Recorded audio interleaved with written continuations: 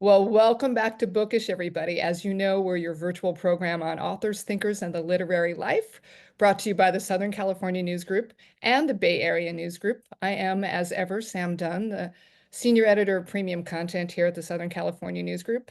And before I say anything else, I have to say thank you, subscribers. Without you, we do not exist. So if you are especially a Reader Reward subscriber, thank you for supporting our programs.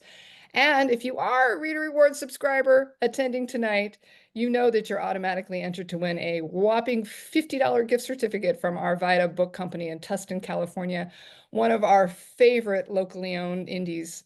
And last month's winner was Margot Bushnell. So Margot, we hope you're here. We hope you're enjoying the books. Yay. Um, Also, if you are not a subscriber yet, why aren't you a subscriber yet? Please become a stakeholder in local journalism. As you might know, it matters now more than ever before. In Southern California, go to scng.com/subscribe to find your local paper. And in the Bay Area, go to bayareanewsgroup.com/reader services. Also, if you have missed our programs, go to scng.com/virtual programs and check all of them out. We have more than 4 years worth. It's a veritable treasure trove of interesting things. And while you're checking things out, check out our bookish swag for the, for the stylish book nerd, which we all are, stylish book nerds. Anyway, our special guests are coming up in just a second, but before we get started, I need to remind you that if you have questions, and of course we hope you do, use the Q&A feature on your Zoom toolbar. If you just want to add a comment, use the chat feature found there as well. But if you use the chat feature for questions, I'm going to miss them because they scroll up so fast. And as always, don't worry if you need to step away for a minute because this is being recorded and a link will be sent to you after the program. Also, again, you can always find them posted at scng.com/virtual events, as well as on YouTube. Now, it is my extreme pleasure to introduce you to the show I'm calling My Brilliant Friends. Matthew Specktor and Meghan Daum are two of the most compelling and exciting writers at the intersection of cultural criticism and personal narrative working today. And lucky us, we get to talk to them both tonight for the next hour. First up is Meghan Daum. She is the host of the Unspeakable podcast and runs The Unspeakable with Meghan Daum on Substack. But you might know that she is the author of 6 incredible books, including The Problem with Everything, My Journey Through the New Culture Wars, and her collection of original essays, actually my favorite. The Unspeakable and other subjects of discussion won the 2015 Penn Center USA Award for Creative Nonfiction. She was a Los Angeles Times opinion columnist from 2005 to 2016, and she has written for the likes of The New Yorker, the New York Times Magazine, The Atlantic, and Vogue. Meghan is the recipient of the 2015 Guggenheim Fellowship and the 2016 National Endowment of the Arts grant. Let's hope that continues. Gosh, those were 2 great years for Meghan. Anyway, we're here to talk about her just published collection of essays, The Catastrophe Hour. Welcome, my friend Meghan Daum. Meghan, Hi, Sam. how are you, dear? I'm well. I'm so excited to be here. It's complicated. I know that question of how are you now. I have Oh, to, before we begin, really and truly, I have to say The Catastrophe Hour is the most prescient title of any book in recent times, not only because of the times we're living in, but because of what you have personally been through. Can you talk a little bit about that? yeah. For once, I'm ahead of the curve. So the catastrophe hour in the book refers to a number of things. On the most literal level, it is the title of the title essay, which is about, on the surface, about me trying to. This is going to sound made up because no sane person would do this, especially nobody of my station. Um, Please tell them because I couldn't quite believe it myself when I read. I mean, I'm a little mortified.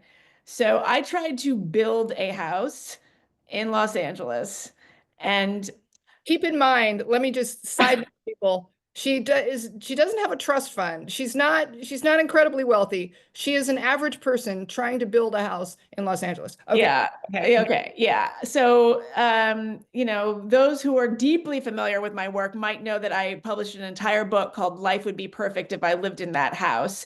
Apparently not. Life would not be perfect unless I could actually custom design and build my own house. We won't have to get too in the weeds on this, but suffice it to say that in 2017, I did a calculation which actually wouldn't have been so crazy. I had a very small concept and design for a house, and I was going to do a prefab, and I was tired of getting into bidding wars, and it's extremely stressful to try to buy a house in Southern California, as people know. So anyway, at the time, it seemed like a good idea. And I was felled over and over again by zoning restrictions and then COVID. Anyway, the title of the essay is about this kind of Fitzcarraldo like Yeah. endeavor that I found myself in over many years, but also sort of more ambiently, just a kind of feeling about this time in life, this time in social and political history. I open the book with an introduction where I talk about, every late afternoon around, 4 or 5 o'clock, the sun would start to go down and the light would be like a certain way. And it was sort of toward the end of the day, but not quite evening. And this just feeling of doom came over me, existential doom. And so I had dubbed this moment the catastrophe hour. So that is where the catastrophe in the book is. But little did I know, careful what you chew on in a Right. literary sense. What do they say? Speak your world into reality or whatever the new age Oh, expression is. visualize and you will manifest. Visualize and you will Like the secret. manifest. Right. Basically. Yeah. Unfortunately. And so then January happens. Yeah. So, build by hand. No, I was not going to build the house by hand, but thank you for even having the thought that I might do that. Because they thought that you were indeed that crazy that you were so Yeah, I mean, no wonder I couldn't get a permit. I don't know. What do you think? What's right? What's the matter, guys? You don't like my design? Um, so yeah, I was living in Altadena. I was renting a house, and I lost my house in the Eaton fire on January 8th, along with many, many, many other people across across Southern California that day. So I am so yeah, sorry, friend. I'm so sorry for you, for everyone, for all of the thousands of our fellow Angelinos who have suffered that. I think it's just ironic. You of all people, the most house obsessed person probably I know, should have the unspeakable actually occur in your life. yeah, So so meanwhile, you're trying to launch a book as you are trying to find a place. right, Let me just talk about the book a little bit, and how it's formed. This is a series of essays you wrote over a number of years, correct? right, yeah. And what is amazing to me is that when was the first essay published? I think 2014. Is that right? They run basically, I wrote them basically 2016 through 2024, they were written. And a few things happened during those years. Yeah, yeah. Can you talk a little bit about organizing the collection? And did you go back through did you start to see that this theme was arising of catastrophe from all of these years? How does that?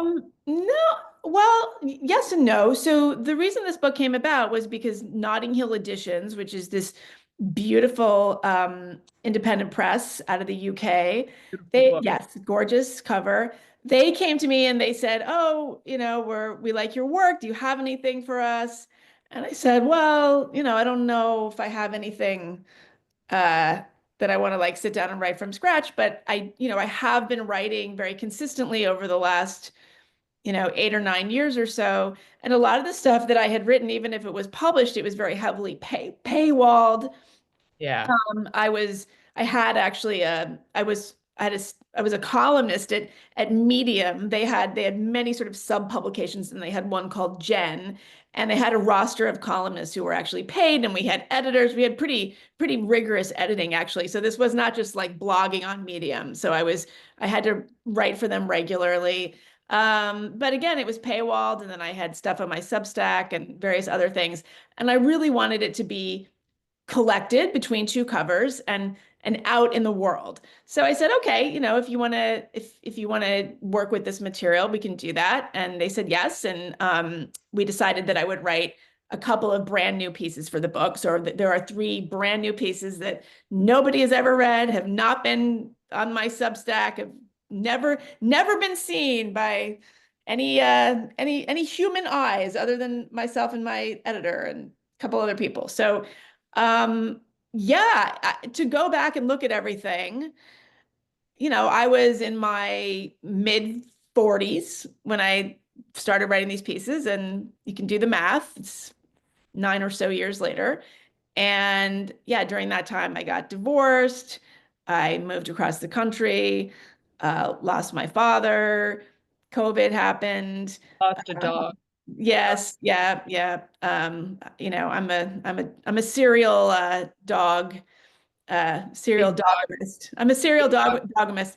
Yeah, and uh, yeah, just the world felt it felt. I mean, I don't mean to be dramatic, but it felt sort of slightly end timesy, both personally and just kind of more broadly. So I did notice that a lot of the pieces did have to do with thinking a lot about, aging and dying and, losing parents, and also just the nature of what it is to be a writer. The publishing industry, as you and I have known it, of course, Yes. died a little death, possibly a A major major one. um, notice. over these years. So that's kind of what a lot of these pieces wrestle with. And you say that you're speaking into your own life, but that's why I found it so resonant, and that's why I always find your essay so resonant. The very personal becomes the universal, because I felt that you were talking about themes and experiences and emotions that I certainly have felt too over these years. Part of it is where I'm older than you, but we're around the same age, and just living in this culture, watching the deaths of what we thought was true about this culture happen. Right. Yeah. Um, I want to talk a little bit about a lot of things, but we don't have time for everything. But I want to talk about how podcasting might inform your writing at this point, and Hmm. and what that relationship is to your creation now, because it wasn't something you did before, and wasn't. Yeah.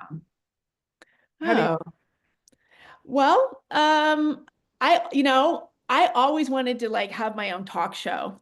Always. Like even when I was little. Is that true? Did I miss Yes. that? Yeah. I mean, I wanted to be Dick Cavett, You're and very, you're a handsome woman. yeah, exactly. There's a piece. She didn't That's just a, nag me. There's a piece in the book called A Handsome that's a Woman, woman, right? about about how the tyranny of the YouTube era. Yes. Um, no, I love doing conversations, and I love talking with people, and I love doing interviews. And I was a huge podcast listener. As I discussed in my last book, The Problem with Everything, around 2000, 15, 14, 15, I started listening to a lot of podcasts and kind of discovered this new intellectual landscape. And in 2020, like everyone else, I started a podcast during COVID, because what else are you going to do? That's when we started, but yes, go ahead. Yeah, yeah. And, I did it because I felt that there were conversations about any number of topics out in the world that I felt needed to be had, but I didn't think they were necessarily being had in the most productive way. And I knew that there were people out there who could probably talk about these things in a really useful, insightful, nuanced way that would add something to the conversation, but they weren't necessarily being, platformed or elevated. So I wanted to sort of find the right people to talk about the right sorts of things. And so I started The Unspeakable, which is named after my book, The Unspeakable. And it's been incredibly fun. It's been, God, I've been doing it for 5 years. This is the fifth year. And I just sort of expanded it into a live stream as well. But in terms of how it informs my writing, gosh, Does I mean, it? I mean, I should have asked, does it inform your writing? How did I don't think so. I don't have to. It's a creative outlet that, I mean, it's easier than writing. So it's like a break from writing. It's hard to write show notes. I will say that. That is onerous. yeah, it is. It is very Yeah. much. I'm just thinking about it in terms of trying ideas out loud before Oh you act. yeah. Yes. Yeah. And this is good and bad, right? Because the beauty of podcasts is it is a kind of it can be a kind of first draft for like a more formal kind of thing that you would sit down and write. It has become what we now do instead of getting together with our friends and like shooting the breeze and hashing out ideas. And like, it used to be that you would like get together for drinks with Right. your friends in the evening and be like, hey, God, I'm thinking Did about you this thing see? in the world. Yeah, exactly. Did you see Right. what happened? Or yeah, Yes. Like, am I the only one noticing this or what's going on? And that definitely informed like almost all of my essays. Certainly, the early ones I wrote in my 20s, it was sort of like there's something going on in the world, but it's hard to articulate. So what's going on? So you would sort of sort that out with your friends. Unfortunately, now we're so online that this happens in different ways. And yeah, I guess in a lot of ways, I work through ideas with my guests, but I'm an interviewer. I mean, I'm letting the guests right, speak for the most part. right. So there's a little bit less of that. But this idea of you, oh, well, a couple things. One of my formative writing teachers was Philip Lopate, who some of you might know as one of the lions of the personal essay. And he always used to say the essayist's job is to be a contrarian. He also used to say you must explore the catastrophe of your personality, which are two Mhm. things I always think of when I think of you. But that level of nuance and that level of parsing difficult ideas actually landed you in Oh, some difficulty or you became I problematized. ran afoul. I You ran ran afoul. afoul of a time, especially in our culture, when nuance and taking on contrarian views was viewed by some as essentially a betrayal. And Mhm. I'm going to read just a little bit of one of my favorite parts of this from your problematized essay. You say, I haven't been canceled, I've been problematized. That's my word for it anyway. I'm not a pariah, just problematic. I'm canceled adjacent at most. What does it mean to be problematized? It means instead of people getting in your face and calling you a fascist or a TERF or a Karen, they just talk behind your back. Complaints against you are mostly confined to the back channels. As a rule, you don't present useful opportunities for virtue signaling since you're neither famous nor legitimately controversial. So instead of dragging you on Twitter, they cluck about you in Slack channels. They add you to Reddit lists of baddies to watch out for. They don't get you fired. They just keep you from being hired. Yeah, girl. When did you realize problematized was happening? Well, I mean, when the problem with everything came out, it was decided that this was a problematic book. Yes. Um, and I knew, I mean, I wasn't surprised at all. I was completely ready for the response. Mhm. Um, and part of what I talk about in that piece is that it's very hard to know. I mean, obviously, if you are canceled, you know that you are canceled. You are being dragged Right. continually over a long period of time. I'm certainly not canceled. Like I walk around in the world and the New York Times calls me to review books. So I think that's a pretty good metric. Um, but yeah, you're always kind of wondering like, oh, did I not get invited to this book festival because of some, political thing? Or did they just have too many people that year? I mean, the other thing is that COVID happened and Yeah. the world got canceled, right? Yeah. Right. The universe was canceled. Yeah. So I think it's a little bit presumptuous to say, well, I didn't get invited because they don't like me. I mean, don't flatter yourself too much. It's like there's all kinds of reasons. But that sort of is a kind of low grade, constant paranoia that I really hate because it's ultimately narcissism. I mean, the fact is nobody's really thinking about anybody that much ever. And Yes. that's just how it is. So, but yeah, it's definitely interesting. I mean, I've had people make it be known that I might not be welcome certain places. It doesn't happen that often, but it has happened. But it is kind of a hallmark of your career, is it not, to be the person in the corner saying, yeah, but that doesn't make any sense. Yeah. Yeah. Yes, but Yes. um I I used to be the very same people who decided that they didn't like what I was doing were the ones that celebrated it, you know, 3 or 4 or 5 years earlier.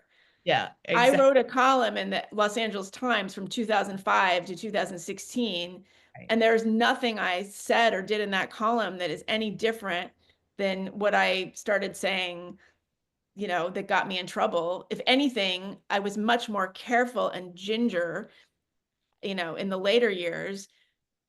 But like the reaction was totally different. I mean, I was writing on the opinion page. I was just your sort of, I don't want to say garden variety liberal chick columnist, but I mean, I think I was, surprising. People couldn't always tell what side I was on, but it was considered like this is what it is to do your job as a public thinker.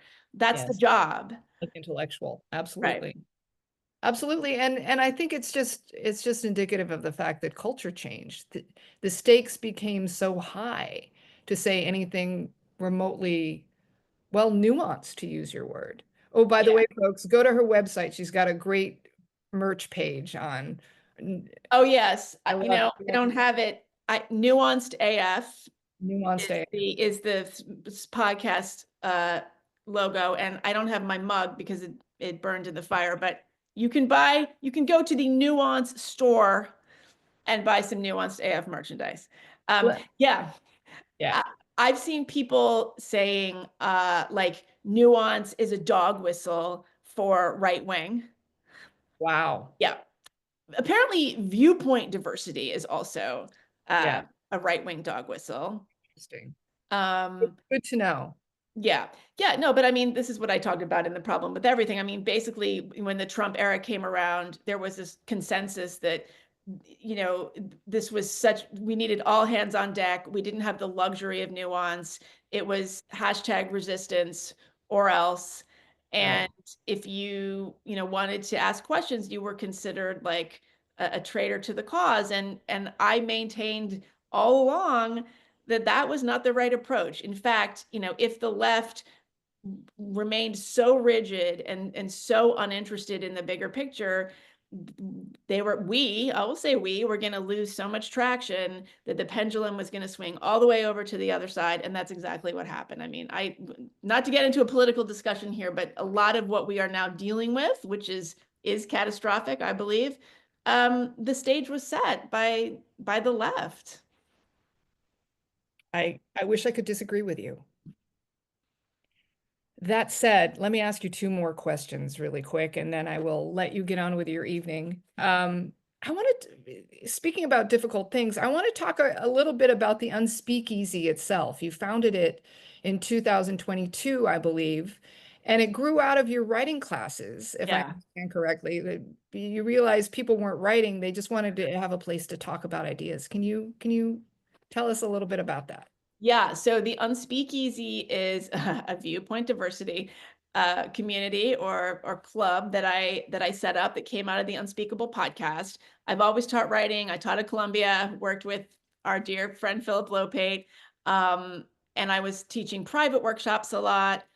And I started noticing after I started doing the podcast that people were coming to my memoir, personal essay workshop, not necessarily wanting to write, especially women. There were men in the class too, but especially women, it was like they knew that this was a place where they could talk about their thoughts about censorship or their frustrations with, you know, just institutional, conflictedness and issues of their family or science or health or anything that was now considered not acceptable to talk about in their nice lady book club. They wanted to have a place to talk about it. And they knew they could do it in my class. And I thought, why are we bothering with writing? We Yeah. need to start, I need to create a space for women to come together off the record in person to talk about these issues from a variety of viewpoints. And so I created the Unspeakeasy. We have in-person retreats. We have an online community. It has been spectacular. It's a very simple concept. We just get together and talk without social media. And it's been incredible. So the unspeakeasy.com, people can check it out. It is only for women, although we do occasionally have co-ed retreats. So Is there food? That's what I have to ask. yeah, look, yes. Okay. All I right. have become an event planner. Watch out, because this is how bad the publishing business is. This is how much it's changed. I have had to become an event planner, Yeah. and I have Girl. new respect. Girl.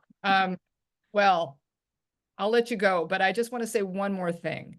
Not giving it away, but the last essay in this book, you guys read this book, read the whole thing, and just know that at the end there is a super delicious sundae with a cherry on top about. Oh, I loved that essay. I loved the end of I believe it's the end of the personal. Is that what yes. That's the newest one. I I wrote that. loved it. I wrote Yeah, that months ago. I wrote that probably in the fall, last fall. So that is a brand new piece. So I'm really glad I, to hear that. I loved it. And I think I don't know how to ask this without giving away the whole point of the essay, but why was it important for you to actually do a book anymore? I'm a book author. I'm a writer. And I know a lot of people who really want to sit down with a book. They Yeah. don't want to read the Substack. They don't want to read some link that they got on Twitter. They want to sit down with a book, and that's my audience, and I want to give that to them. Well, we are your audience here at Bookish. Thank you for coming on, my dear. Come on, Thank you so much, Sam. This was a delight, and I can't wait to hear Matthew. I'm so honored Matthew. to get to Yeah, next meet time I'll have you Matthew. guys both on. I didn't plan it Never right, know. but I'm gonna all watch. right. See you later. Okay. Thanks, All right. everyone. Thanks, Sam. Sure. Well, see my brilliant friends? What did I tell you guys? Speaking of brilliant friends, the next guy, he doesn't even know I'm going to say this, but I met him almost 30 years ago, if you can believe it.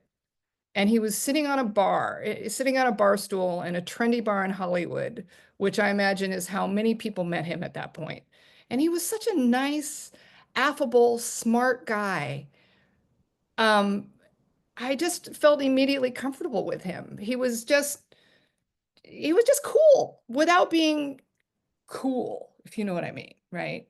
Well, it turns out that guy named Matthew that I was introduced to was Matthew Specktor, who's been called a West Coast Saul Bellow, no less. He's a former studio executive at Fox 2000 Pictures. He's also the former, I believe, fiction editor at the Los Angeles Review of Books. But what you really need to know is that he's a terrific prose writer, really terrific. The author of celebrated books like American Dream Machine, which was a New York Times editor's choice pick, and Always Crashing in the Same Car, his most recent book besides this one, which was named a best book of the year by The Atlantic, and I must note, was a noteworthy pick by us here at the Southern California News Group. Matthew's writing has appeared in the New York Times, the Wall Street Journal, GQ, the Paris Review, and so many other publications. His new book, The Golden Hour, A Story of Family and Power in Hollywood, is, I tell you honestly, one of the most inventive and addictive memoirs I've had in my hot little hands in a very long time. So welcome, Matthew. Hi. Sitting on a bar stool, you say. I don't actually remember that particular meeting, but It was that sounds like me. At least that sounds like the old me. it was I will give you more detail. I think it Yeah. was a party for Buzz magazine, if you Oh, remember. yes, yes, yes, yes, yes. I feel like I've known you forever. I is know the we've thing. literally Yeah, known each other forever. I was yeah. pretty ornamental in those years, but yes, we have known each other forever. And yeah, you were a little morose. I was? breaking up with someone at the time, Oh, maybe. yeah, probably. Yeah, something, or something had gone Those are through the days. That was also the those, old me, those. thankfully. I was either getting divorced or just about to be divorced. So there you go. Um, I have to say, I knew that you were the son of legendary talent agent Fred Specktor, excuse me, but I didn't fully appreciate the total Hollywood immersion of your upbringing until I read this book. Even though I've read your other books, it's weird. It's this one just really hit me on a profound emotional level. Yep. And I have to, I want you to tell the beginning of this book because it began for me almost like you were cursed in a fairy tale by a famous director. Can you lead us through the opening pages of the Yeah. It's true, actually. I mean, just to say something about the Hollywood upbringing, because I think in a lot of ways the upbringing I had certainly was a Hollywood upbringing. And when you asked me to narrate the opening pages of the book, it's going to sound like one. But I think one of the kind of meaningful impetuses behind writing it was feeling like, the Hollywood I grew up in was a Hollywood filled with kind of middle class workers, and in a lot of ways, my father really was one. I mean, he's now enormously successful, but when I grew up, he represented mostly television actors and people who weren't quite yeah, movie stars. So I always sort of feel like and the kind of vanishing of a middle class in Hollywood and of a creative middle class in general was really kind of what drove me to write the book. But one of the kind of true things that is related in the book is an encounter I had at a party. I was maybe 12. I was tagging along with my parents, and there was a man. I kind of collided with this man, and I looked up at this guy, and I was dumbfounded because he was wearing these pink pants with one regular long leg and one that was cut off above the knee. So he had this kind of wild look, but also a very like he looked like Jimmy Stewart or something. It was like the late 70s. And he said, "Oh, are you Freddie's boy?" And I said, "Yeah, I am. That's my dad over there." And he said, "Are you going to be an agent like your father?" Uh, and I said, well, I don't know. And he looked at me and he said, "I think you're going to be an artist." And when I was leaving, I said, "Dad, who was that guy with the pink pants?" And he said, "Oh, he's a director. He made this really weird movie called Eraserhead. Yeah, his name is David Lynch." And who at the time he hadn't done anything other than Eraserhead. I mean, David was an outlier at that point in time. Uh, wow. but it Kind of was a strangely prophetic encounter, I suppose. it was, and it just suddenly made everything make sense to me because I thought about always crashing in the same car, your previous book, which Yeah. was fantastic work, not only of cultural criticism about the role of the artist, but you look at your own life as an artist and you look at other artists' lives like F. Scott Fitzgerald, like Tuesday Weld, like forgive me, I can't remember, Tom McGuane, Yeah. others. Yeah. And you look at you look at this experience on a very personal, artistic level. And somehow I just wanted to ask, how is this book in conversation with that? Because I felt that the two were linked.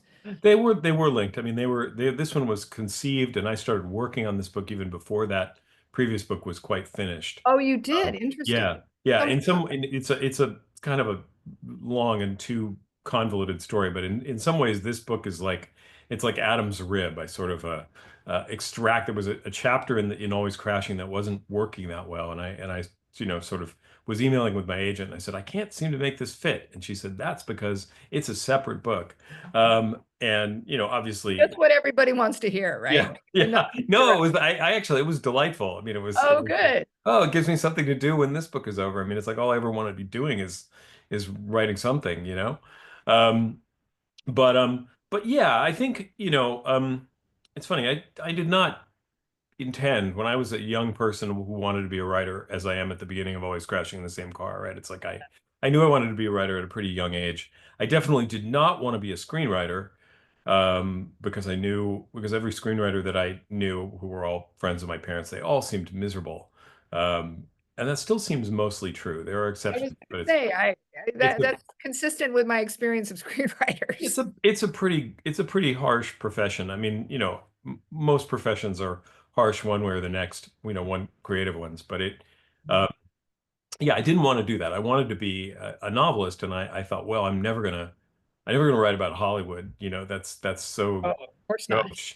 And and then there did come a time later on when I sort of realized that it was the subject that had been, or a subject that had been placed right in front of me, and it would be sort of dereliction not to write about it. And especially because I think my encounter with it was different than is ordinarily supposed about, it's like the image of Hollywood as a sort of I don't know, drug-addled narcissistic playpen. I mean, it's like that image is earned. It doesn't come from nowhere.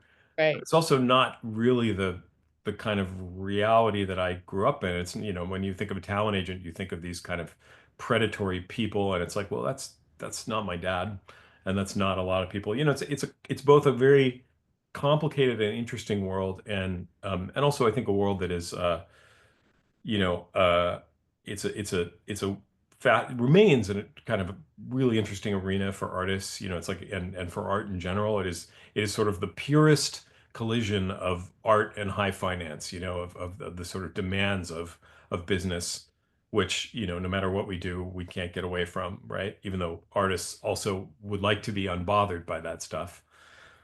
I would. Oh, Um, yeah, yes, yeah, as I think we've had this conversation over the years. yeah. Exactly. Yeah. And this one in particular was kind of, the If Always Crashing was sort of a book about, you know, thinking about different artists, or, exploring the lives of different artists whose careers had been arrested or interrupted, or Sorted yes, somehow. problematized, to use Problematized. Megan's wonderful word there, wonderful distinction there. This one was more thinking about the sort of systemic conditions that make that so.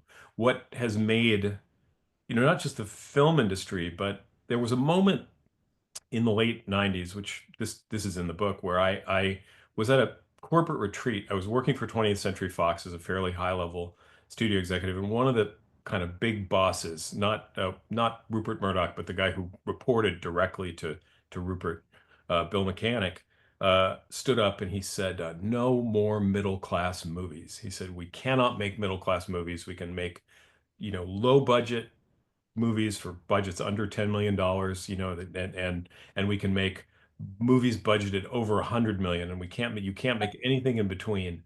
And I thought, that is, everybody in the room was kind of nodding their head, yes, okay, that's what we'll do.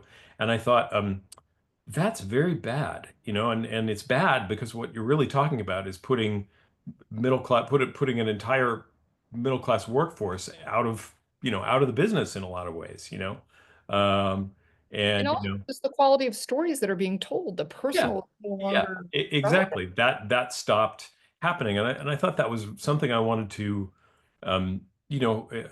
interrogate quite a bit, and it was also something that I was aware, even then. This was 1998. I could see it happening in other fields. I could see it happening in sports, for instance, right? Or, I'm a big baseball fan, so I was like, oh, there are these guys, signing long, $100 million contracts, and there are people who are making major league minimum, and there are these people in the middle who are kind of getting squeezed, and I kind of extrapolated from that and kind of recognized that it was where everything either was or was headed. I think the kind of the American middle class and the creative middle class is in deep trouble. As again, I think Megan knows that too. The disappearance of, like, a marketplace for magazine writers, for instance, right? Oh, yeah, and just the common spaces. You talk Yeah, about it a little bit too, the fact that we used to go to movies together, the yeah, fact that we used to have this common language, and now um yeah, we're watching on TV in our home. We're not yeah. going out to It's dinner. We're it's having it's Grubhub bring us their meals. really troubling, and and you see people, or I see people who, I mean, I'm aware of it in myself, right? It's at the loss of being able of going into a common space with people and kind of having this shared experience. I mean, that does happen less and less and less. And every aspect of life. I mean, even the idea of, drive like everywhere I walk around in my neighborhood, I see Waymos, right? Driverless cars. And it's like, well, people love that because they don't have to talk to anybody. Uh, Right. and the idea that people don't really know how to act in physical space with other people, um, is or don't even really share physical space with people, and particularly in a weird way, the movies, which were such an intimate place to go. I mean, and it's weird because you go to them and of course you're not thinking about all the other people who were in there with you, but But yet it you can was hear the person sobbing behind you if it's a set. meaningful, and the Right. loss of that is in a lot of ways unbearable. I mean, it's I see, I mean, obviously we all see these kind of awful exchanges that people have on social media. And every time I see one of those, I think if these two people were Yeah. like in physical space with one another, this conversation would look a lot different. Yeah. Exactly. Yeah. Exactly. Yeah. I want to pivot a little bit and talk about the actual construction of this book, which I'm so enamored of. The narrative voice in this book, it's a technique I think you've really refined in this book that you've used elsewhere. Not Yeah. that I'm an expert on your oeuvre or anything, but the way you move back and forth in time and assume the POV of Yeah. people like Mike Ovitz, like Yeah. James Baldwin, Yeah. like all of the even your own father, imagining him Yeah. in these circumstances. I thought about something the famed writing instructor James Gardner said, that a successful piece of writing was a vivid and continuous dream in the reader's mind. Yeah. It's very much a vivid and continuous dream in my mind, which is why I get irritated when I can't finish the book. Talk to me about this. Talk to me about the audacity of assuming this voice. Yeah. Thank you. Well, I'll return to that, but I will say, that was always part of the plan. I am by nature a novelist. I mean, that's just I'm much always more interested in writing about other people in many ways than in writing about myself, which is why it's sort of strange that I've written these two memoirs. But of course, in each of them, I kind of fill them with, there's as much writing about other people, probably a little more than there is writing about myself. And I Interesting. guess You are the avatar in the book, leading us through the story. Anyway, yeah, I like that, and I do think. I mean, look, this is not a novel. It is a piece of nonfiction in the sense that every time I kind of assume another person's consciousness in the book, I was very careful not to fudge events.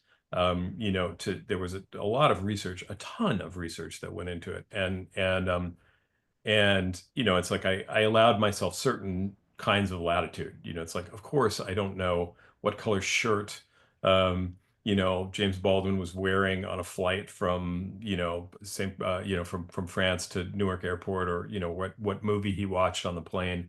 But I did, he was my teacher when I was an undergraduate, and he did have a sort of lifelong, uh, an entanglement with the movies, both as a viewer and as someone who wanted to write for them, and who did write, many screenplays, and he wrote a book about that, The Devil Finds Work, which is remarkable. And I did so much research, sort of figuring out like what were what were the flight routes, and I was like, what airlines would he have taken, and how would he have gotten? Because that's what he did. He lived in France and he commuted to yeah, Western Massachusetts, which was truly bizarre.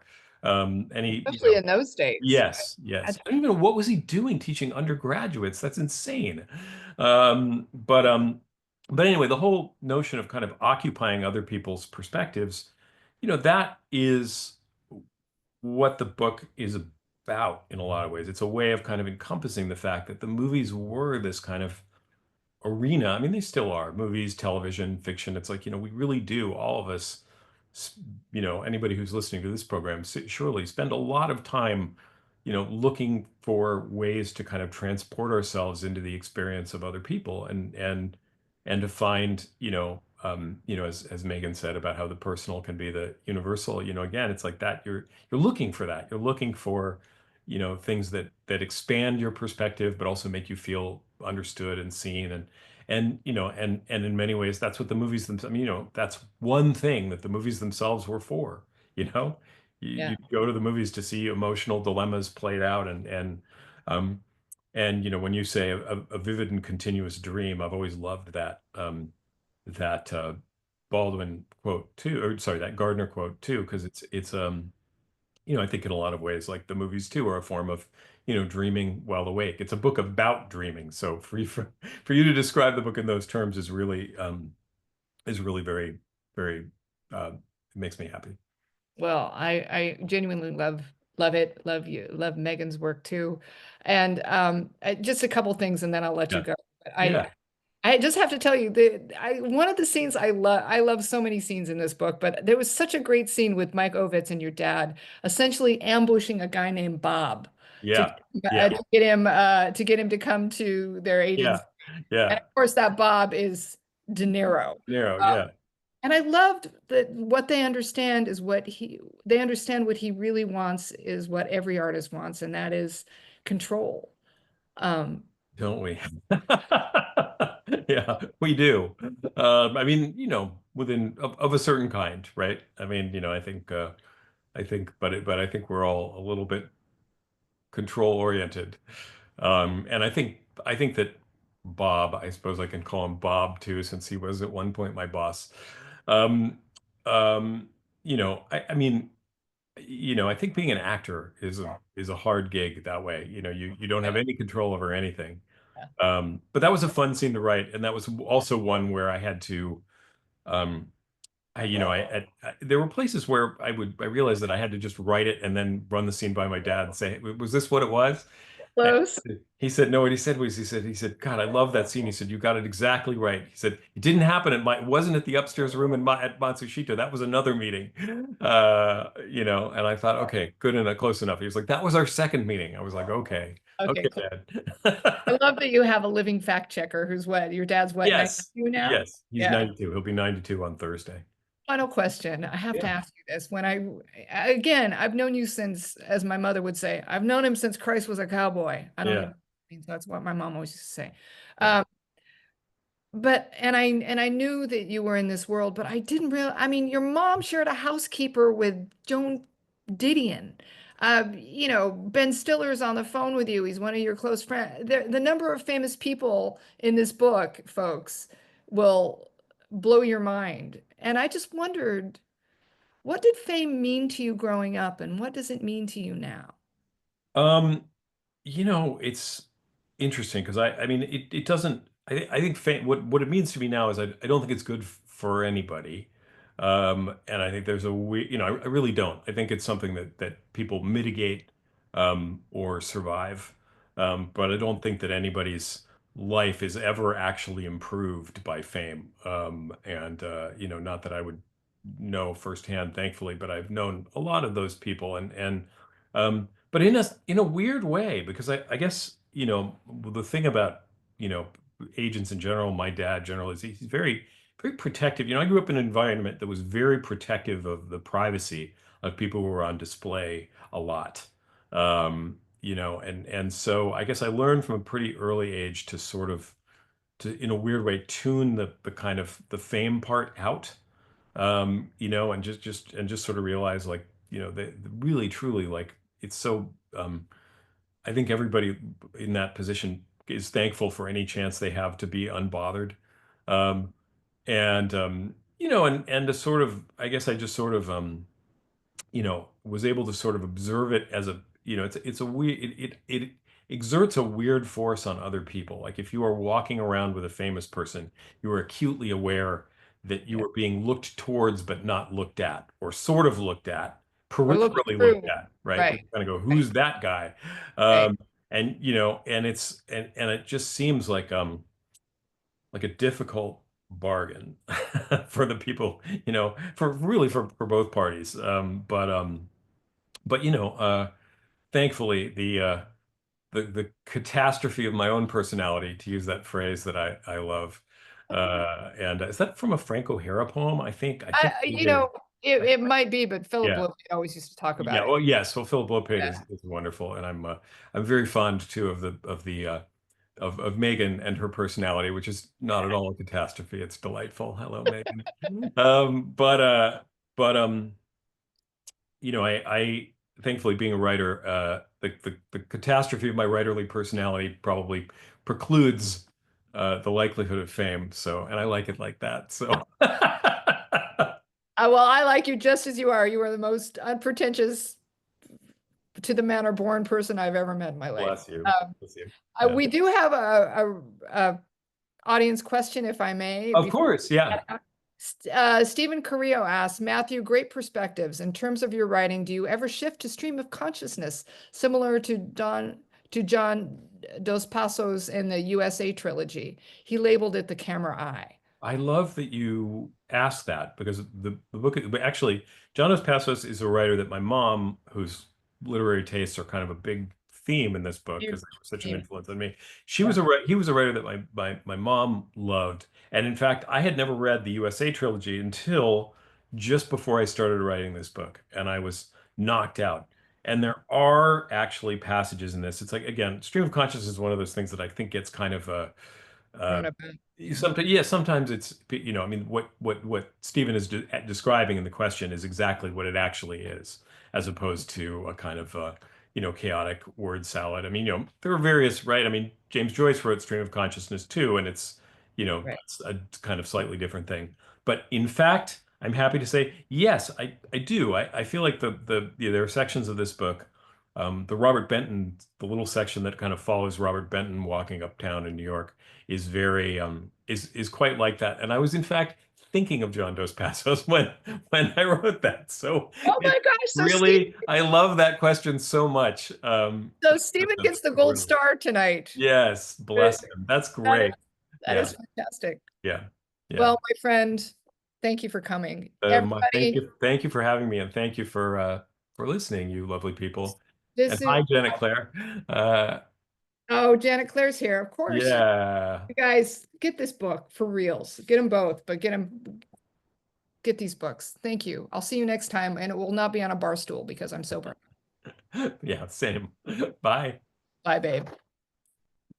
Anyway, thanks everybody for joining us again tonight. Also, thanks as always to our production manager, Julie Corlett, without whom I could do nothing. We hope you've enjoyed the conversation tonight. I'm sure you have. I have. I'm glad you're here. Bookish is taking next month off to kind of regroup, but we're going to be back in June. So please keep your eye peeled for updates. And meanwhile, you can catch up on our past episodes and check out our other virtual programs at scng.com/virtual events. And we would love to hear from you. We really would love to hear from you. We're thinking about a lot of things. So let us know your thoughts or your questions or your suggestions. Email us at events@scng.com. And if you want to give me suggestions directly on the show, please reach me at sdunn@scng.com. You can always find great reporting on books and authors in our newspapers and in our books editors weekly newsletter called the Book Pages. So sign up for that. It's free. Have a great weekend. Happy Easter for all of those who celebrate, and we'll see you in June. Bye.